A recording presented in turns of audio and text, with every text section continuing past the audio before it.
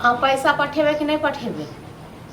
हाँ तो अहाँके मतलब ई आइ काल्हि अहाँ जे कऽ रहल छियै एतऽ सब तगेदा पर तगेदा कऽ रहल छै तऽ कहलहुँ भएके नहि जब दुनू आदमी कमाएब खटेब से तऽ भेल नहि।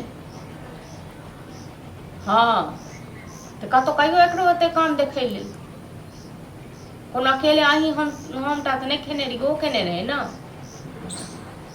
ओतऽ आबै छै तखन हम कहै छियै, ठीक छै ने।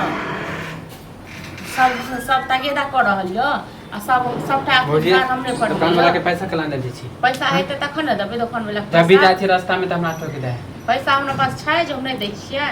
हाँ रास्ता में हमके टोक दैया देखो हम ही दुनू प्राण नहीं खेने रहिए, अहूँ खेने रहिए ने यौ।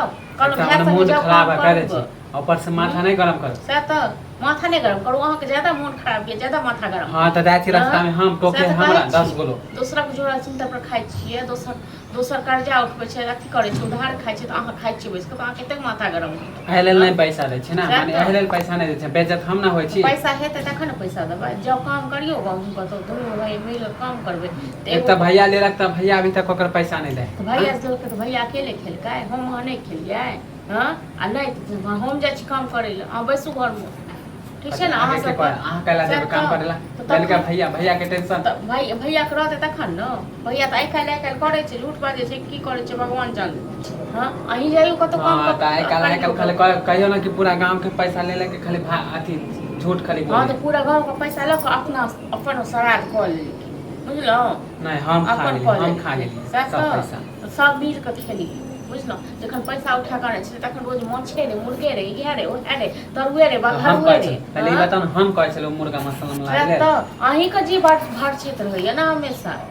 बनैते त खेबे ना करबे, बनेते त खेबे नै करबे। एक त नेंगरा काका के एहन दुकान वाला है से बेइज्जत करे ला तखन जान कमेबो करियो ना तखन सकता है, एके गो ऊपर में रहती से कहू ना। त हमरा भरोसे माने नहीं दै छियै, हमरा भरोसे कि हम कमा के सधारी आप मोहे के में कहने रहू जे यो भैया संगे चल जाओ।